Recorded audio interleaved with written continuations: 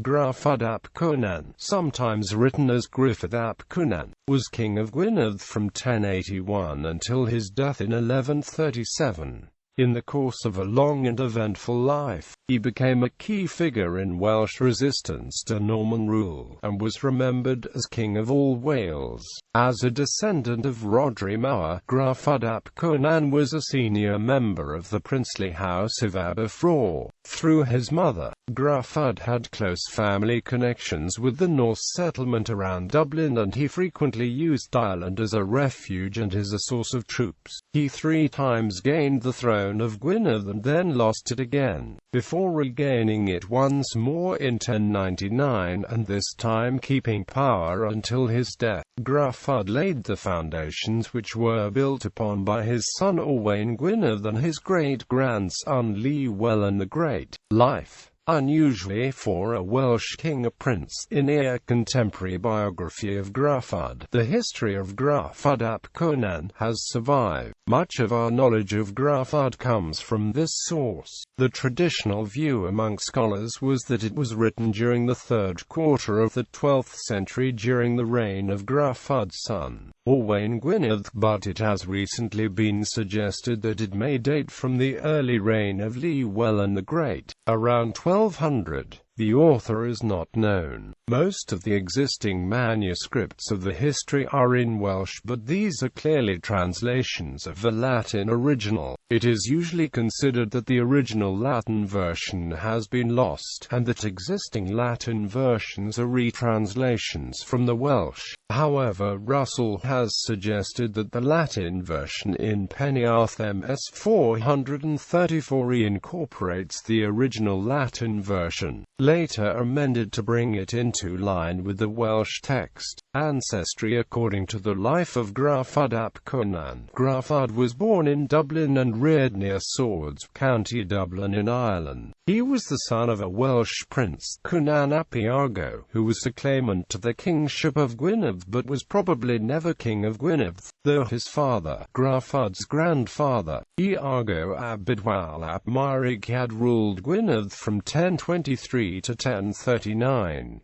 When Gruffydd first appeared on the scene in Wales, the Welsh annals several times refer to him as grandson of Iargo rather than the more usual son of Cynan, indicating that his father was little known in Wales. Cynan ap Iargo seems to have died while Gruffydd was still young, since the history describes his mother telling him who his father was. According to Historia Gruffudd vab Cynan, Gruffydd's mother was Ragnhildingen Amleb, a granddaughter of King Sigtryg Silkbeard and a member of the Hiberno-Norse dynasty. The latter had 2 sons named Amleb. One died in 1013, whilst another died in 1034.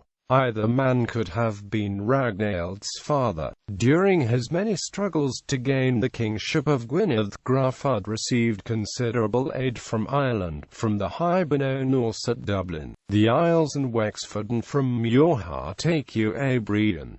First bid for the throne. Gruffydd first attempted to take over the rule of Gwynedd in 1075, following the death of Blethen ap Cynfyn. Traffan ap Caradog had seized control of Gwynedd but had not yet firmly established himself. Gruffydd landed on Abermynny Point, Anglesey, with an Irish force, and with the assistance of troops provided by the Norman Robert of Rhuddlan, first defeated and killed Cynrig ap Rywalen, an ally of Traffan who held Lynn, then defeated Traffan himself in the Battle of Gwynedd in Merioned and gained control of Gwynedd. Gruffydd then led his forces eastwards to reclaim territories taken over by the Normans, and despite the assistance previously given by Robert of Rhuddlan, attacked and destroyed Rhuddlan Castle. However, tension between Gruffyd's Danish-Irish bodyguard and the local local Welsh led to a rebellion in Lynn, and Prytherch took the opportunity to counterattack, defeating Gruffudd at the Battle of Bron-yr-Erw above Llanogvar the same year. Second bid for the throne and capture by the Normans, Gruffydd fled to Ireland but in 1081 returned and made an alliance with Rhys ap Tewdwr, Prince of Deheubarth. Rhys had been attacked by Caradog ap Gruffudd of Gwent and Morgannwg, and had been forced to flee to St. David's Cathedral. Gruffydd this time embarked from Waterford with a force composed of Danes and Irish and landed near St. David's,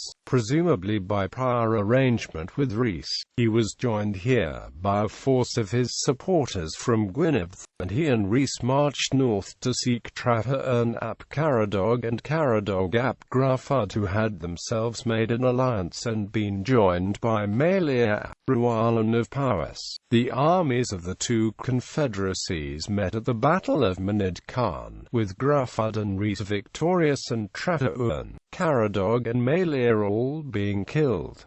Gruffydd was thus able to seize power in Gwynedd for the second time. He was soon faced with a new enemy, as the Normans were now encroaching on Gwynedd. Gruffydd had not been king very long when he was enticed to a meeting with Hugh, Earl of Chester, and Hugh, Earl of Shrewsbury at Rheg, near Corwen. At the meeting, Gruffydd was seized and taken prisoner. According to his biographer, this was by the treachery of one of his own men, Marion Goch. Gruffydd was imprisoned in Earl Hugh's castle at Chester for many years, while Earl Hugh and Robert of Rhuddlan went on to take possession of Gwynedd, building castles at Bangor, Wales, Bangor, Carnarvon and Aberfraw.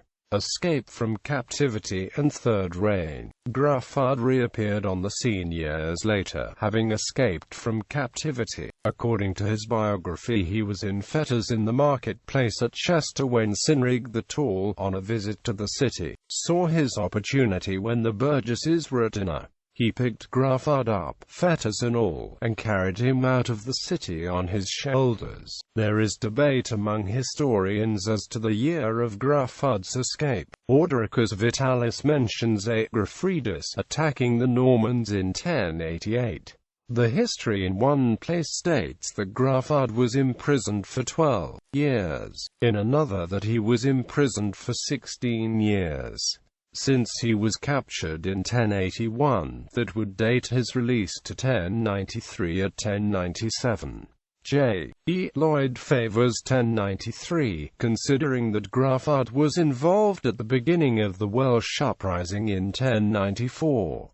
K. L. Maund, on the other hand, favours 1097, pointing out that there is no reference to Gruffydd in the contemporary annals until 1098.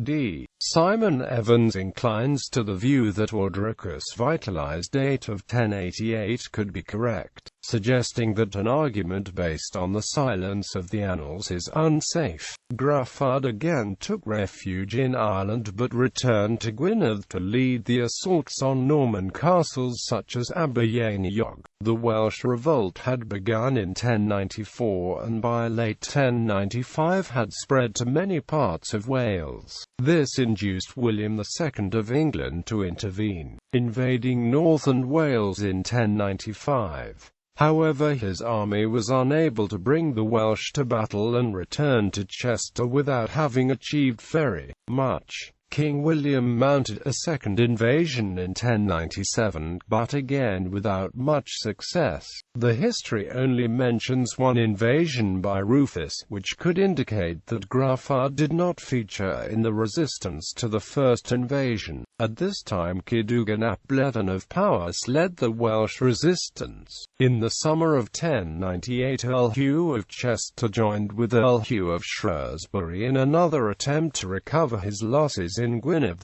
Gruffydd and his ally Cadogan ap Bleddyn retreated to Anglesey, but were then forced to flee to Ireland in a skiff when a fleet he had hired from the Danish settlement in Ireland accepted a better offer from the Normans and changed sides. king for the fourth time and consolidation. The situation was changed by the arrival of a Norwegian fleet under the command of King Magnus III of Norway, also known as Magnus Barefoot, who attacked the Norman forces near the eastern end of the Menai Straits. Earl Hugh of Shrewsbury was killed by an arrow said to have been shot by Magnus himself. The Normans were obliged to evacuate Anglesey, and the following year Gruffydd returned from Ireland to take possession again, having apparently come to an agreement with Earl Hugh of Chester. With the death of Hugh of Chester in 1101, Gruffydd was able to consolidate his position in Gwynedd as much by diplomacy as by force. He met King Henry I of England, who granted him the rule of Lyn, Uned, Ardadwe and Arlechwed, considerably extending his kingdom. By 1114 he had gained enough power to induce King Henry to invade Gwynedd in a three-pronged attack. One detachment led by King Alexander I of Scotland. Faced by overwhelming force, Gruffydd was obliged to pay homage to Henry and to pay a heavy fine, but lost no territory. By about 1118, Gruffydd's advancing years meant that most of the fighting, which pushed Gwynedd's borders eastward and southwards,